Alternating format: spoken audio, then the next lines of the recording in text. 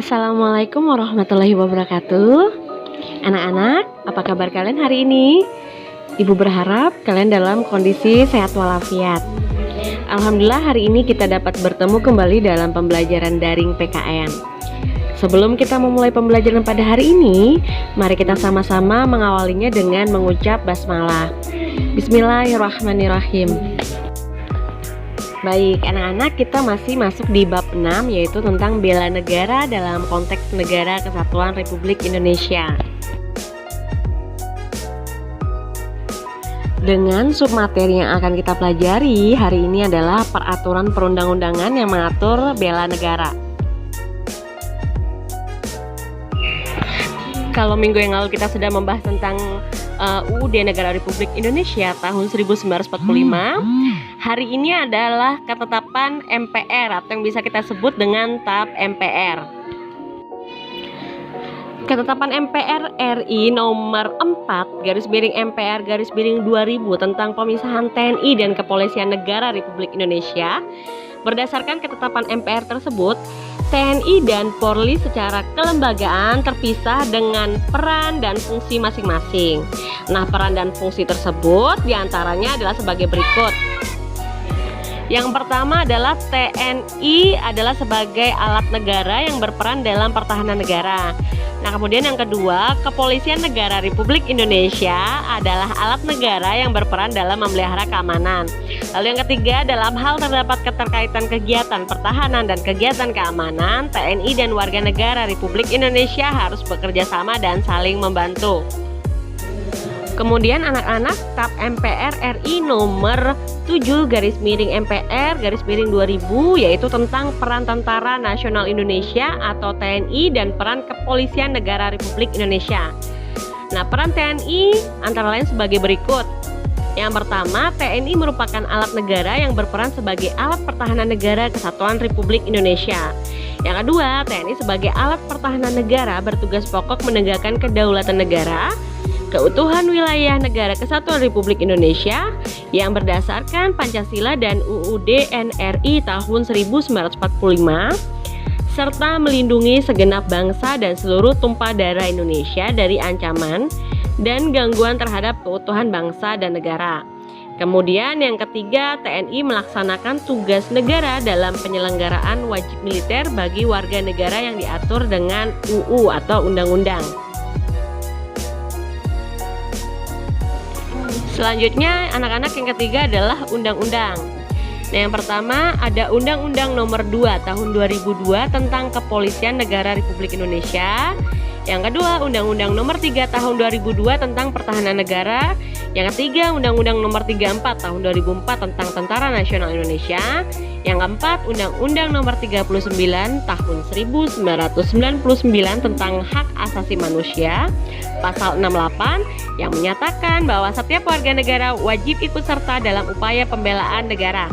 Kemudian yang kelima, Undang-Undang Nomor 23 Tahun 2014 yaitu tentang pemerintahan daerah yang menyatakan bahwa pertahanan menjadi salah satu bidang yang tidak diotonomikan kepada pemerintah daerah. Baik anak-anak, kita lanjut ke materi berikutnya, yaitu perjuangan mempertahankan Negara Kesatuan Republik Indonesia.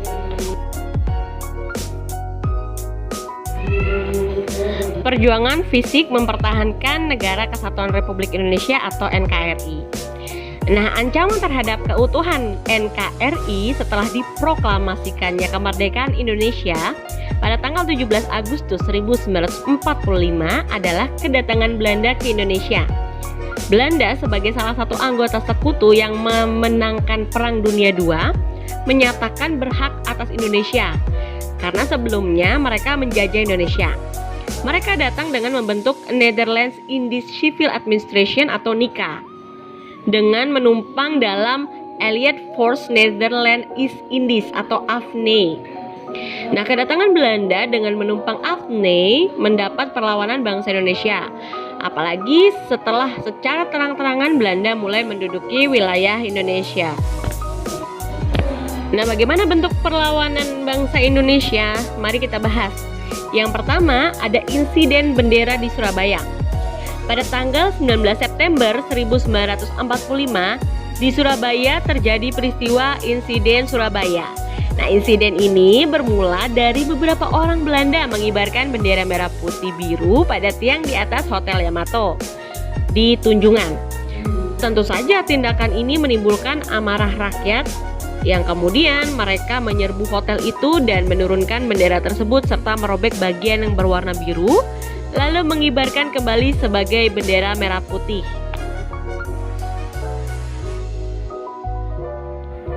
Nah, berikutnya anak-anak, yang kedua ada pertempuran 5 hari di Semarang.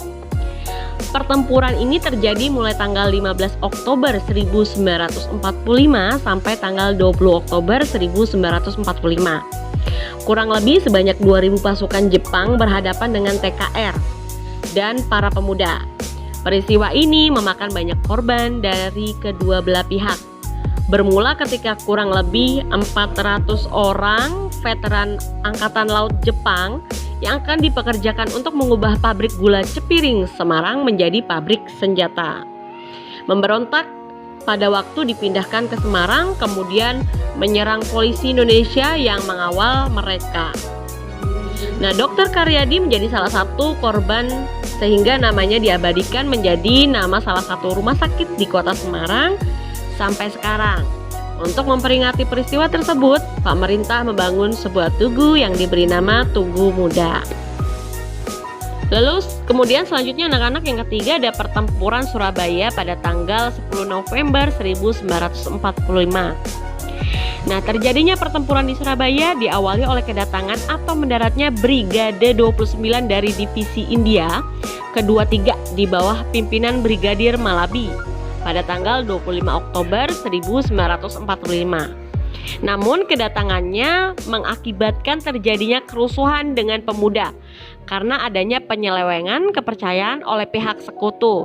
Nah, kemudian pada tanggal 27 Oktober tahun 1945, pemuda Surabaya berhasil memporak-porandakan kekuatan sekutu, bahkan hampir menghancurkannya. Kemudian untuk menyelesaikan insiden tersebut diadakan perundingan. Namun pada saat perundingan terjadi insiden Jembatan Merah dan Brigadir Malabi tewas.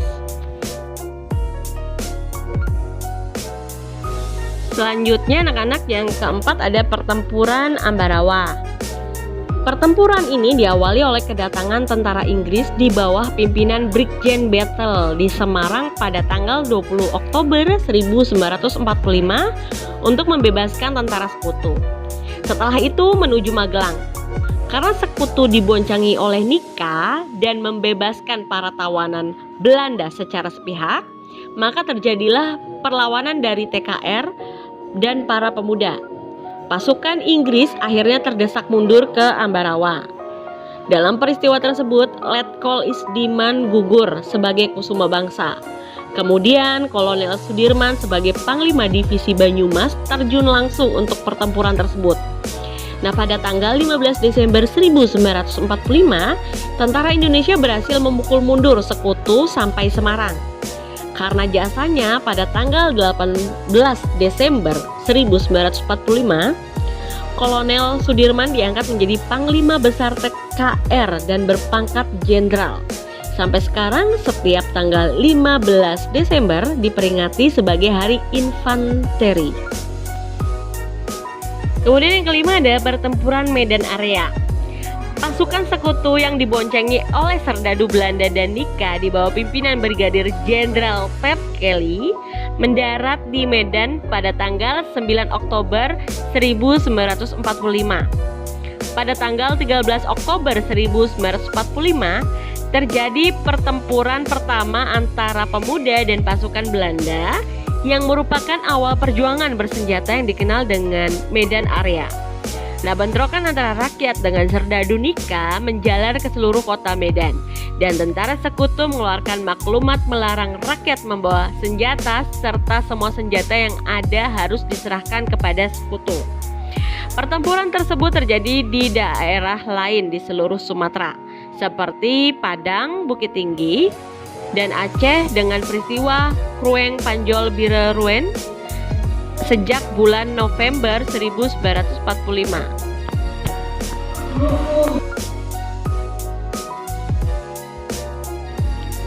Baik, selanjutnya anak-anak, peristiwa Bandung Lautan Api.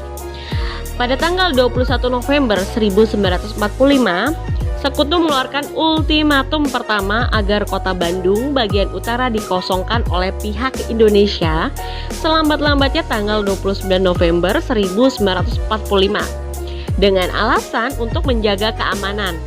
Namun ultimatum tersebut tidak diindahkan oleh para pejuang Republik Indonesia. Oleh karena itu, untuk kedua kalinya pada tanggal 23 Maret 1946, Tentara Sekutu kembali mengeluarkan ultimatum supaya Tentara Republik Indonesia atau TRI mengosongkan seluruh kota Bandung. Pemerintah RI di Jakarta memerintahkan supaya TRI mengosongkan Bandung, tetapi pimpinan TRI di Yogyakarta menginstruksikan supaya Bandung tidak dikosongkan. Akhirnya dengan berat hati TRI mengosongkan kota Bandung.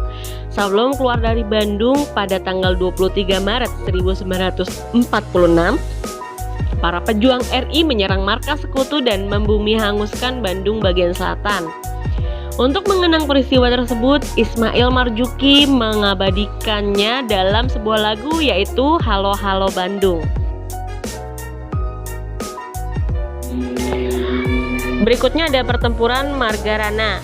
Pada tanggal 2-3 Maret 1946, Belanda mendaratkan pasukannya di Bali.